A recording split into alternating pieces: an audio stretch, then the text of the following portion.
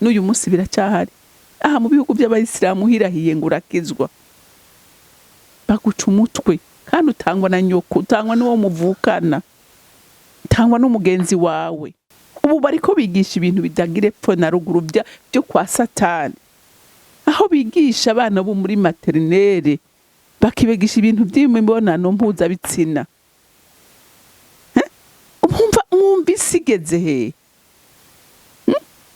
Ubundi umwana baramuproteja n'ibyo bintu ntanabibona, ariko ubu hono si ukubibona gusa, ahubwo abyigishwe akura abizi ndetse anabikore, kuko afise uburenganzira bwo kubikora, ariko arabuhabwa.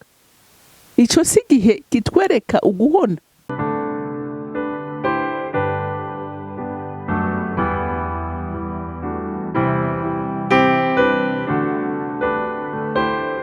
Bakunzi bahore CANAAN TV, ndanezerewe kandi gusubira guhura namwe ngo tuganire ijambo ry'Imana. Ariko imbere yuko dutangura kuganira, reka tubanze dusenge. Uri Imana y'imbabazi n'urukundo, uri Imana yera, uri Imana igororotse, uri Imana idahinduka kandi idahindurwa n'ibihe, kuko wewe uhora umwizigirwa iminsi yose. Nico gituma Mwami Imana ngushimira ko atabangana ari wahishije abana bawe, ariko byose base tubitubwiye Kristo imbere gusubira mu ijuru.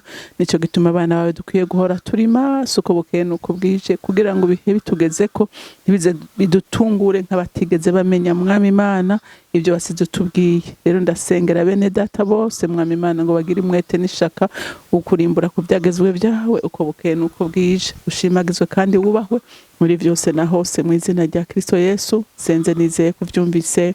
Amen, amen. Ijambo rero Imana impaye kuganira namwe uyu munsi, ijambo rivuga ko Yesu yasize atubwiye ibimenyetso bizotwereka kugaruka kwiwe. Rero umuntu w'Imana n'ukuri, ibimenyetso byo kugaruka kwiwe nta kuzobimenya, nta nako muzobimenya. Uri umuntu aguma yidibamiye, ari umuntu utabirimbura ko, atari umuntu uba mu ijambo. Reka rero tube turibukanya ibyo yasize atubwiye mu ijambo ryiwe. Dusome muri Luka igice cya 21, dusome ku murongo w'10 dushikane ku murongo wa 19. Haravuga ngo maze arababwira ati, ihanga rizotera irindi hanga, n'ubwami buzotera ubundi bwami, kandi isi izonyiganyiga cyane henshi, kandi hamwe hamwe hazotera amapfa, hatere n'ikiza, habeho n'ibiteye ubwoba n'ibimenyetso bihambaye biva mu ijuru. Ariko ibyo byose bitarabaho, bazobafata babahame, babashengerane mu masinagoge, babashirishe mu mabohero, babashengeze ku bami no kubaganza, babahora izina ryanje. Bicike ikimenyetso kibere mwebwe icabona, nuko ibi ni mubishire ku mutima, yuko mudakwiye kubanza kwiyumvira ibyo muzokwireguza, kuko hari jewe nzobaha amajambo n'ubwenge, ivyo ababa bagwanya bose batazoshobora gutsinda canke ngo bahinyuze. Ariko muzoshengezwa n'abavyeyi banyu nabo, n'abavukanyi banyu, n'inshuti n'abagenzi. Bamwe muri mwebwe bazobicisha, muzoba mwaswe na bose babahora izina ryanje, kandi ntihazohara agashatsi na kamwe ku mutwe wanyu. Ukwihangana kwanyu niko kuzotuma mukiza ubugingo bwanyu. Amen, amen. Yesu arababwira abigishwa biwe, ariko arababwira yuko igihe ciwe cyo kugaruka, baramaze ati, none n'igiki kizotumenyesha yuko igihe cyawe kigeze? Arababwira ati, jewe nanje ico gihe ntaco nzi. Ati, ubizi wenyene ni data wa twese. Haleluya. Niwe yashinze ibihe, niwe azi ibihe uko bigenda bikurikirana. Ariko kimwe jewe ikintu nshobora kubabwira kizotuma mukanguka mukamuvuga muti, igihe cyo kugaruka k'umwami wacu kiregereje. Aravuga ibimenyetso bizobitwereka. Haleluya. Ngo maze arababwira ati, ngo ihanga rizotera irindi hanga. Ngira ngo bantu b'Imana murabona intambara ziri mu isi. Urashobora kuvuga uti intambara zarahahoze, ego zarahahoze n'ibyo. Zarahahoze, zamyeho, ariko iziriko ziraba muri iki gihe zifatanye n'ibindi bimenyetso bitwereka ko izi ntambara zidasa n'izahozeho. Haleluya. Haleluya. hariho ibindi bimenyetso bitwereka yuko izi ntambara zishobora kuba zivuga izi zerekana ukugaruka k'umwami wacu. Haleluya. Ngo ihanga rizotera irindi hanga, n'ubwami buzotera ubundi bwami, ngo kandi isi zonyiganyiga cyane henshi. Ngira ngo murumva ibintu biri kubiraba mu isi yose, hariho kunyiganyiga. Haleluya. Hariho ibiteye ubwoba, abantu benshi ubu mu isi bose bafise ubwoba. Haleluya. Ngo kandi ngo hamwe hamwe hazotera amapfa, hatere n'ikiza. Urumva nk'ubu uri kurumva n'abari buraya n'abari mu bihugu bitandukanye bari kubwira ati mukuru w'iciro byaduze, hari ubukene, aturumva ubu uye bisigaye bigoye ngene abantu bose babaho. Nukuri urumva ahantu henshi abantu benshi bafise ubwoba, bafise amarira, bafise agahinda mu mitima yabo, bakavuga ati biratunaniye kubaho, biratunaniye kuriha amafagitire, biranse. Ibi byose bantu b'Imana nimwibaze ko ari ibintu bisanzwe. Haleluya. Ibi nibihe bitwereka ibihe. Haleluya. Ariko utagira amaso yibaza ngo nibisanzwe, ariko ufise amaso yo mu mwuka arabona by'ukuri ko turi mu bihe. Haleluya. Ngo kandi bamwe hazotera amapfa, hatere n'ikiza. Ngira ngo mwarabonye ikiza cyabaye ejo bundi cya COVID. Ikintu cyapararije isi yose. Haleluya. Ubundi ikiza cyatera mu gihugu kimwe, cyatera mu bihugu bibiri, ariko COVID yagitwereka neza ko ari sinyi twereka uguhona, ukugaruka k'umwami wacu Yesu. Ikiza cicaritse isi yose, ibihugu bikomeye, ibi bihugu bito bito, byose biraceceka, byose birunama, byose biribaza ngo mbega bizogenda gute. Haleluya. Haleluya. Ninde umuntu atarafise ubwoba mu gihe cya COVID? Ni hehe hatanyiganyize? Ni hehe ekonomi itagezweko? Ubutunzi butanyiganyize? Nta na hamwe. Haleluya. Ngo habeho n'ibiteye ubwoba n'ibimenyetso bihambaye biva mu ijuru. Ukumva umwuzure wateye, amazi arabomoka, ibintu bigatwagwa. Umva hariho n'ibihugu wumva bya igice kimwe kigafudika, bakakibura, bagasanga inzu zanyitse, abantu bapfuye. Ibyo n'ibimenyetso biva mu ijuru ku Mana. Haleluya. Si umuntu abiteregida. Urumva isi kasama ikamira, karite gahera cyangwa igisagara kigahera. Ibyo byose ntitubibone ngo tuvuge ngo vyamyeho nibisanzwe, sera naturi kwifesa. No, biri mu bimenyetso umwami Imana yatubariye. Haleluya. Ngo ariko ibyo byose bitarabaho, bazobafata, babahame, babashengerane mu masinagoge, babashire mu mabohero, babashengeze mu bami no kubaganza, babahora izina ryanje.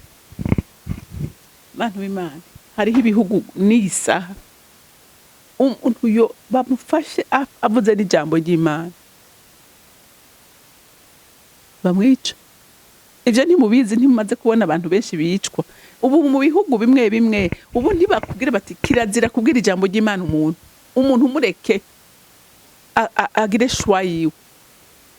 Nta bihugu tuzi hanze bimeze gutyo, bakubwira ati umuntu murekera uburenganzira bwiwe. Ijambo ry'Imana umwami wacu akankwa, ntashake nuko bamuvuga. Ubu amajambo y'Imana ntariko arakugwa mu mashuri yose. Ngira kuru ya horijo iracigishwa. Iki ni ikimenyetso cerekana uguhona. Ubu bariko bigisha ibintu bidagire pfo na ruguru byo kwa Satani, aho bigisha abana bo muri materinere bakibigisha ibintu by'imibonano mpuzabitsina. Mwumva isigeze he? Ubundi umwana baramupoteja n'ibyo bintu ntanabibona, ariko ubu noneho si ukubibona gusa, ahubwo abyigishwe, akura abizi ndetse anabikore, kuko afise uburenganzira bwo kubikora, ariko arabuhabwa. Ico si igihe kitwereka uguhona. Haleluya. Urumva ngo abatemera kubikora, ugasanga baricwa, ugasanga barahanwa, barafungwa, ati wowe utemeye guhezagira homosexuel urafungwa, turakugarira ishengero ryawe. Ibyo ntaho biba. Ibyo none mumaze ko ari ibintu bisanzwe. Ibyo byose rero bikangura imitima yanyu. Ngo bice bicike ikimenyetso kibere mwebwe icabona, ngo nuko ibi mubishire ku mutima. Muriko murabyumva, ijambo ry'Imana riratubwiye, kandi uyu ni Kristo ubwiwe ati ibyo ni mubibona, ntimuze mubifata ibisanzwe, muze mubishire ku mutima, mubirimbure ko muvyiyumvire ko hama namwe bibatume kuba maso, bibatume mukanguka. Haleluya, haleluya. Bidutume dukanguka twese, tumenye ngo Mana igihe cyawe kiri hagufi, none umve ugume witeguye. Haleluya. Itara ryawe rigume ryaka, igicaniro cyawe kigume cyaka, ntikizime ku murango no mwijoro. Haleluya. Kuko hari icyo urindiriye, ko ari wowe witeze. Amen. Kuko iyo ntuzoshobora kumwumva, ntuzoshobora kumubona, igicaniro cyawe cyarazimye. Amen. Igicaniro cyo mu mutima wawe gihore cyaka. Haleluya. Ngo yuko mudakwiye kubanza kwiyumvira ibyo muzokwireguza. Haleluya. Umwami Imana aravuze ati naho hogera ibihe mugashika mu gihe cy'uguhamwa.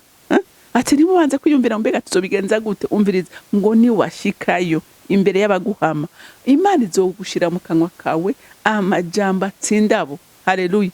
Abatsinda babura ico bireguza. Amen. Mwibuke umunsi wa Pentecote. Bariko baratuka ba Petero ngo intumwa ngo baborewe, ngo ntibishoboka ko bovuga indimi zitumvikana, bumva mwese akumva ururimi rwiyavuye, kuvuga ati no ibi bintu no baborewe. Ati twe ntituborewe, ati ubu bushobozi tubuhawe nande n'umwe mwica. Haleluya. Ati umwe mwabamba mubambishije amaboko yanyu, ati ubu bushobozi yari yarabudusezeranije none arabuturungikiye. Urumva bashira amanga. Haleluya. Yanzika kuvuga, ugira ibyo yavuze yari yabiteguye, yari yabiteguye, ariko mwemu w'Imana yatiye amurongora muha amajambo yo kuvuga. Rero n'abana b'Imana mukomere, dukomere, tumenye ngo Imana yacu ntizodutererana. Haleluya. Ibihe bikomeye bigeze izobana natwe, izodushigikira, izodukomeza, izotwambika imbaraga zayo. Haleluya. Ariko muzoshengezwa n'abavyeyi banyu, nabo n'abavukanyi banyu n'inshuti n'abagenzi, bamwe muri mwebwe bazobicisha. Ivyo twarabibonye, n'uyu munsi biracyahari.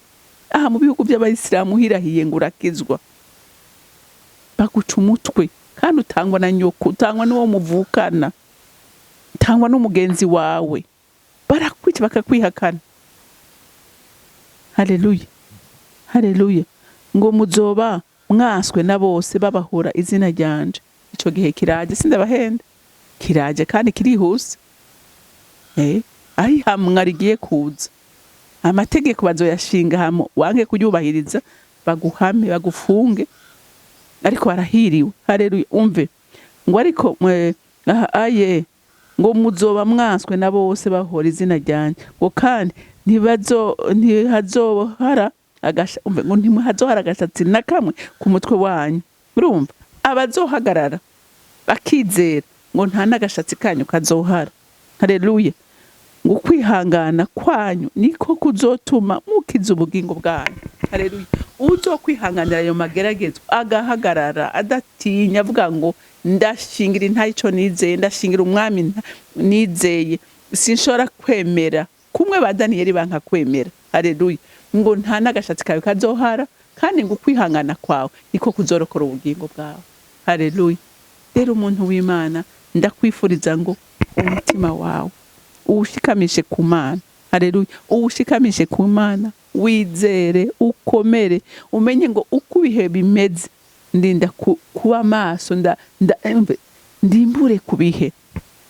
Kandi kene ngomba kubabwira nukuri, hariho abantu usanga by'ukuri bafise ijurirwa rirenze, bafise ubumenyi burenze, ukabona abantu bigisha ku bihe bya nyuma. Byumvirize, jya murumviriza, mureke gufata ngo munezerwe no kuja kuraba ibintu bitagira ikimazi. Urabe ibintu bitagira ikimazi, ugasanga abantu bashwanye, abantu bafatiwe mu bintu bitameze neza, ugasanga nibo mwumviriza, ugasanga muri ko muraba ibintu bidashobora kukungura ikintu na kimwe mu buryo bw'umwuka. ivyo bireke. Ariko ukabona umuntu afise ikintu ariko araguha kizima, mukurikirana umwumvirize. Haleluya. Kuko hariho abantu vy'ukuri bafise ihishurirwa, kuko abantu bose ntibari ku rugezo rungana. Mugira umwete wo kubumviriza, mwiyuzuzemwo ubumenyi bw'Imana. Haleluya. Nihe ibihe bitazobaza ko giturumbuka. Hama kandi nawe wenyene ugira umwete ukurimbura ijambo ry'Imana. Rero Imana yo mwijuru ibampera umugisha, mugira umunsi mwiza. Uri Imana y'imbabazi n'urukundo, uri Imana idukunda twese, uri Imana idukebura kugira mwami Imana ntitubeho muri ino si nk'abazoyigumamwo, ariko tuyibemwo tuzi ko hari ikindi kibanza tuzobamwo, kandi ico tugitegurira hano, ntituzogitegura twashitse. Rero mukunzi mwiza ndasengera bera bose, mukunzi mwiza bahore bari maso. Naje ubwanje ndisengera ngo dukomereze mu buntu bwawe nyaguhoraho, turindire muri ino si yuzuyemwo ibyaha n'ibyago, yuzuyemwo mwami Imana ibibi byinshi. Udukomereze mu buntu bwawe kugira ngo imitima yacu ihore ikangutse, ibicaniro byo mu mitima yacu bihore vyaka, twiteze ko igitondo kimwe tuzotaha tukaja kwa data wa twese, aho tuzoruhukira ibihe byose. Mana ndagushimiye kandi ndakurinahaje, icubahiro cyose n'amashimwe yose aba yawe, nkaba ndabisenze ndavyizeye ko vyumvise mu izina rya Kristo Yesu. Amen, amen. Mwarahezagiwe, mugira umunsi mwiza.